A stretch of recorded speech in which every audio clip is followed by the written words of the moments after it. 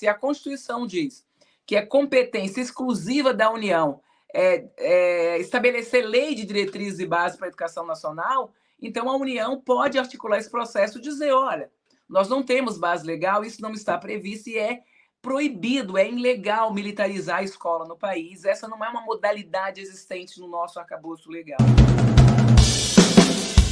Foi algo muito discutido no final de semana, que o governo, uma decisão do governo Lula e do ministro da Educação, do Camilo Santana, de dar uma descontinuidade a um programa que foi estabelecido no governo Bolsonaro de militarização, acho que a gente pode chamar assim de forma generalizada, né, de militarização das escolas.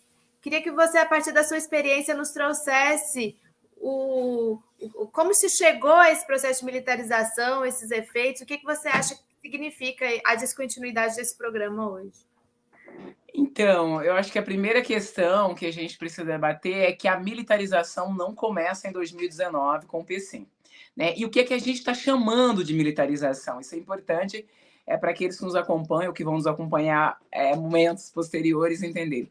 Quando a gente está falando de militarização, nós estamos falando do repasse das escolas civis públicas por decisões de gestores locais, ou no caso do PSIM, para as forças, né? Para as diferentes forças, inclusive para organizações civis, organizações privadas montadas por policiais para atuar dentro dessas escolas. Nós temos aí, a questão ampliou muito, né, nesses últimos anos.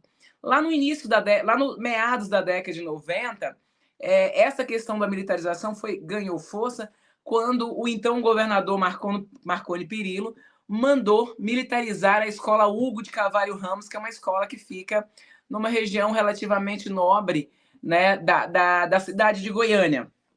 E a partir disso, o Marconi Perillo começou, né, continuou com esse processo de militarização, mas isso se expandiu para outros estados do Brasil, né, como a Bahia, como o estado do Amazonas, né, vários outros estados entraram nessa lógica de militarizar a escola, ou seja, de repassar as escolas que todos nós estudamos para as polícias, que é diferente das escolas militares, que são as escolas que pertencem ao Exército, as escolas que pertencem a algumas polícias estaduais, militares estaduais têm essas escolas, e as escolas de corpo de bombeiro. E lá no início, lá em 2019, a gente tinha 200 e poucas escolas militarizadas no país, predominantemente nas redes estaduais, mas também nas redes municipais, uma coisa que acontecia muito no estado da Bahia, a militarização das escolas municipais. Hoje, em 2019, com a lógica do PSIM, esse tema entrou na agenda nacional e o processo de militarização expandiu. Então, hoje a gente tem aí mais de 1.000 escolas militarizadas no Brasil. É muito difícil a gente cravar um número certo, porque os municípios militarizam muito por conta própria. E ao fazerem isso, para você chegar nessas escolas, é um caminho, são 5.600 municípios, né? Então, a gente não tem um dado certinho de quantas escolas militarizadas. Estou falando aqui de números aproximados do que a gente já conseguiu levantar, né? E aí, se o PSIM, a criação do PSIM, deu essa expansão, ajudou nessa expansão da militarização, a lógica de que o fim do PSIM, isso é uma coisa, pudesse também ajudar e frear esse processo. Só que essa descontinuidade do programa precisa vir com uma ação que é para desmilitarizar as escolas, para findar com o processo de militarização, já que é um processo ilegal, já que é inconstitucional, não consta na nossa base legal, não consta na nossa lei de diretriz e base, nada disso. Então, os estados e os municípios estavam fazendo isso de forma ilegal. Temos vários pareceres de vários ministérios públicos apontando essa ilegalidade. Tem uma ação no STF apontando essa ilegalidade.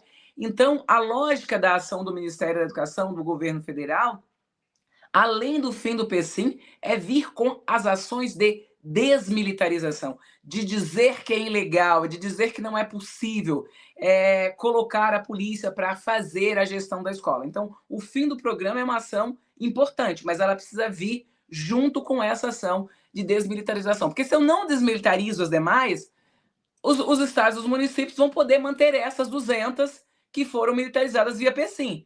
Então, acabar com as escolas via PSIM passa por acabar com todas as escolas militarizadas no Brasil ou com o Ministério da Educação dizendo, né? Se a Constituição diz que é competência exclusiva da União estabelecer lei de diretrizes e bases para a educação nacional, então a União pode articular esse processo e dizer, olha, nós não temos base legal, isso não está previsto e é proibido, é ilegal militarizar a escola no país. Essa não é uma modalidade existente no nosso arcabouço legal. Eu queria perguntar para a Catarina se ela colocou aquele livro da juventude hitlerista que a gente está vendo lá em cima na estante dela, por acaso? Isso foi por acaso que... Não, foi por acaso? Ou isso aí, esse modelo de escola militar te lembrou um pouco a história da juventude hitlerista? Então, eu comecei a estudar e ir atrás desses livros quando eu comecei a estudar a militarização, né? Na verdade, eles estavam ali separados, porque ontem uma amiga minha estava aqui, eu estava discutindo com o companheiro dela essa questão, e aí eu fui mostrar esses livros, mas alguém também me mandou um link, eu acho do Chico Soares, contando essa escola, como é que o Mussolini foi fazendo isso, e eu peguei esse livro para falar para ele. Bom, eu não li ainda, não estudei sobre essa questão do Mussolini, mas eu olho muito para como a lógica do nazismo se faz presente nesse debate ou nessa questão da militarização, né? Tem um outro autor que eu costumo usar também, que é o Todorov, né? Quando ele vai, sobretudo, uma obra que ele tem Diante do Extremo, que é para a gente imaginar como é que, na verdade, os agentes do fascismo, os agentes do nazismo, eram pessoas comuns, né? Formadas a partir de uma lógica. Então, eu fui estudando muito esses livros sobre a juventude hitlerista, porque está muito na lógica do que se tenta fazer com os estudantes, com a juventude dentro das escolas militarizadas, que é a lógica do bater continência, obedecer comando, da uniformização, né? Da negação do sujeito, na verdade. Né? Quando você tenta uniformizar, padronizar todo mundo, você está negando o sujeito, está negando a diversidade, está o diverso que está dentro da escola. Então, tem muito, resguarda muito, né, nessa lógica da juventude hitlerista. Então, é por isso que eles estavam aqui, né?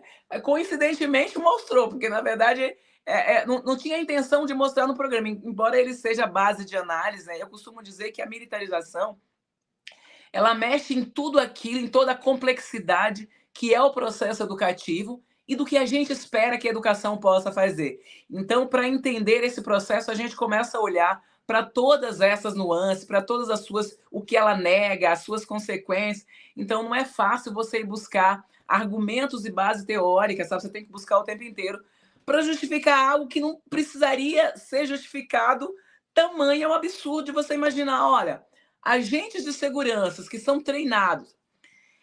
E quando eu estou falando da agente de segurança, é pensando na perspectiva da segurança colocada no artigo 6º da nossa Constituição, que é um direito social tal qual a educação. Que no caso do nosso país, nós não temos segurança, nós temos violência, na verdade, né? E sabe uma coisa que é muito preocupante? É você formar os sujeitos para naturalizar aquilo que o braço armado do Estado faz. A juventude da escola pública, o braço armado do Estado mata, encarcera, sabe? A gente viu mais uma criança morrendo com bala perdida, com muitas aspas, por exemplo, no Rio de Janeiro, indo para a escola, no caminho da escola. Quantos dias as escolas ficam sem aula por conta da ação da polícia?